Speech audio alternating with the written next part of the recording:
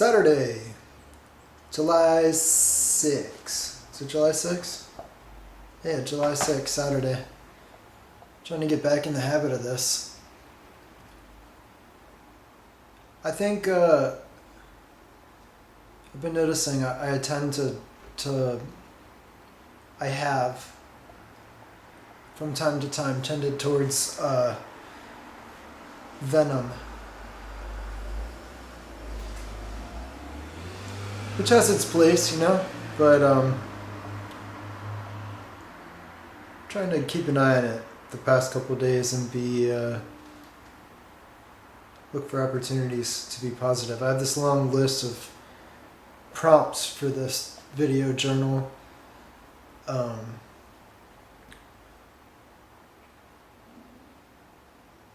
Yeah, a lot of them are acerbic, but I want to check them off the list. Should I just delete them, or should I say them with a caveat, a disclaimer? One of the ones I wanted to check off the list was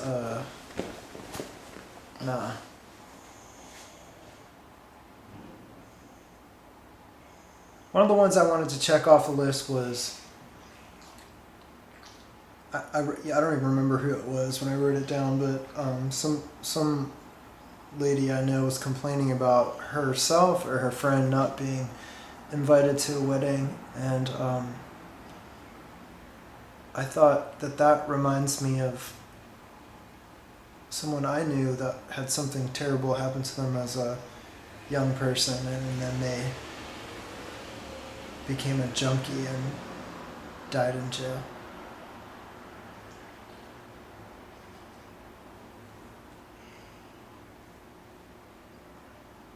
I don't know, I feel compulsive to check things off the list, and maybe the next list, I think I am heading into a more creative and contented period in life here.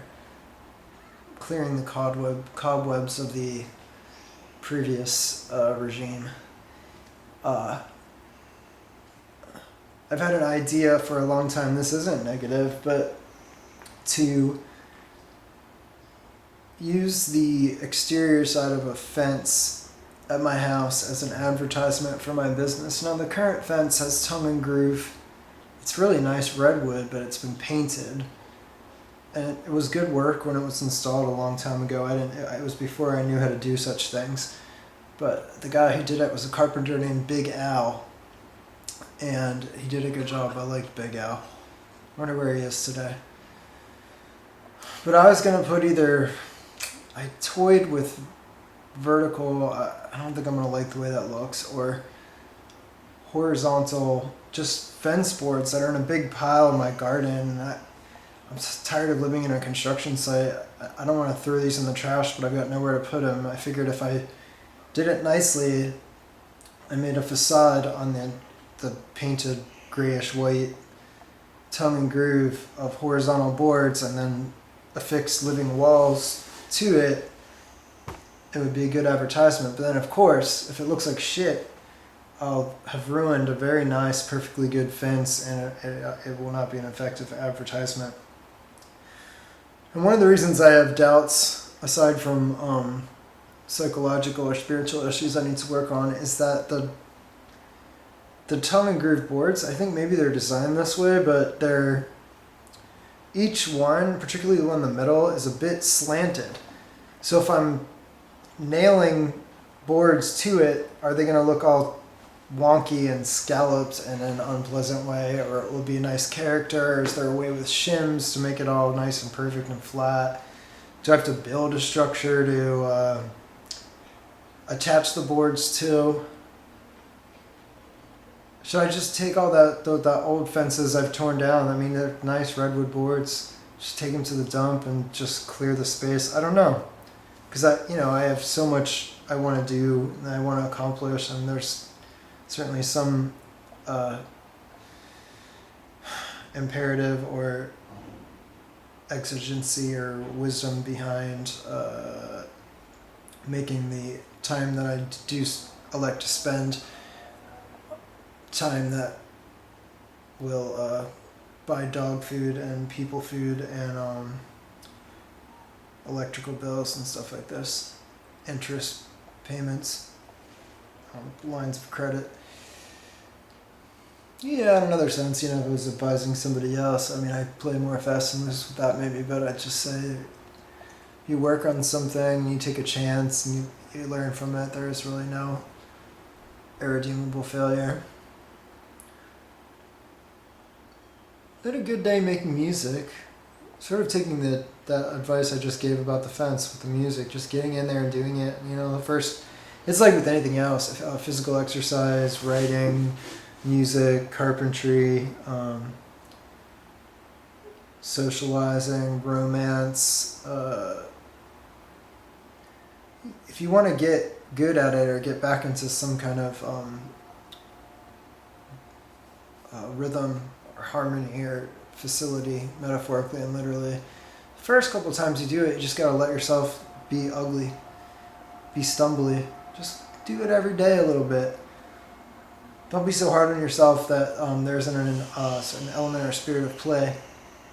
And I've been doing that, and I think today I started to, your tires are stuck in the mud, that they started to spin and make progress, or maybe even better, maybe even move at some kind of speed and grace. And yeah,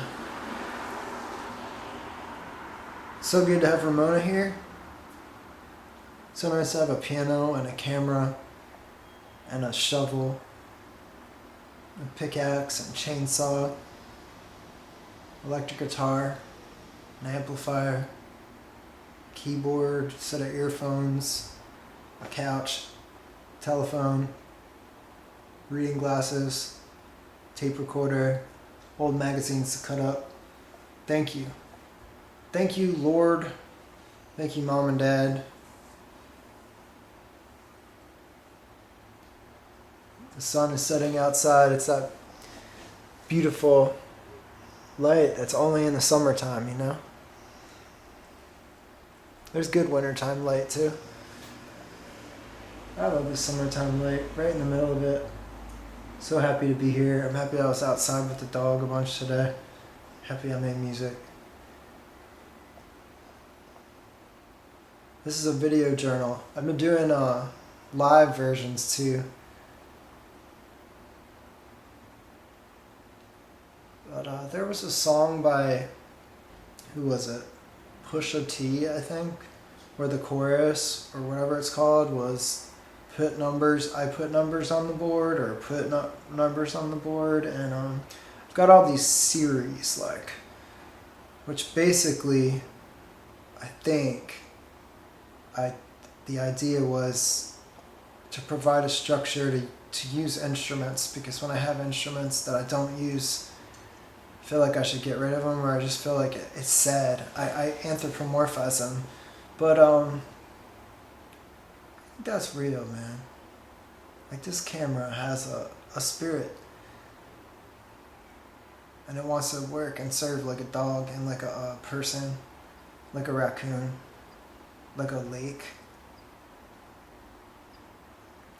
Yeah, so this series is Days in the Life of Skullface, and it's meant to be a video journal. I don't know if I designed it as exclusively to go with this camera, but most of them were shot with this camera, and I think, yeah, that's another thing that's good about the series is the more you can simplify stuff so you don't have to think about it, systematize.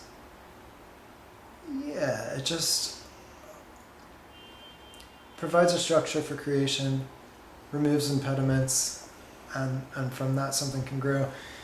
So I'm trying to get back in there and do the series, play music. Tomorrow my friend Jeremy is coming over, and maybe he'll have some ideas for me about what should I do about the fence. I mean, one thing I could learn about this that I'm noticing is I don't think I like it, this line. I mean, ideally, actually, this couch would be not black, because I don't like how blue and black, even though you can't really tell this is blue. Actually, once you wash these too many times, they start to look purple.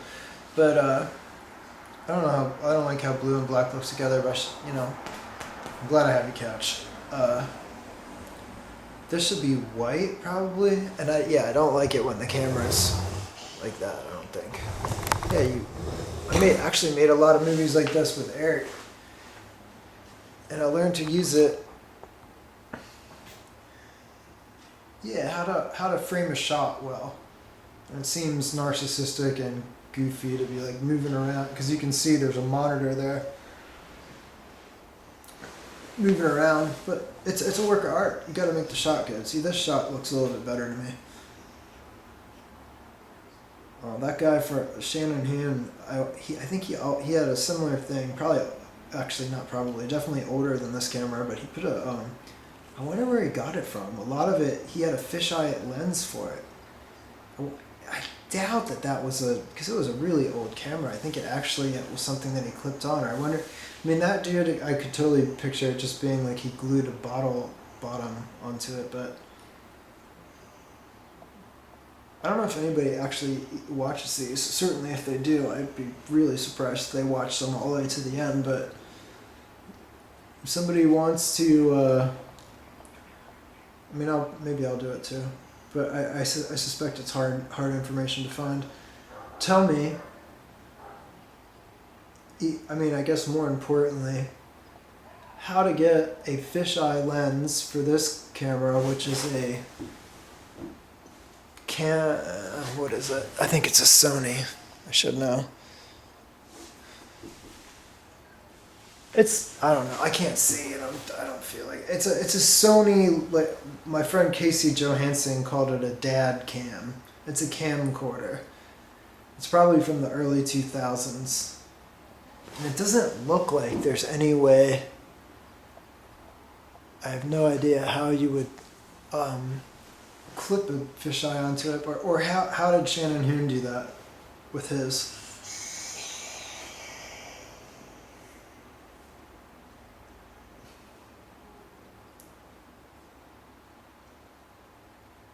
I think that was part of an inspiration. I mean, I already had the inspiration, and then I saw somebody do it. Just somebody who, just had the presence of mind to film everything.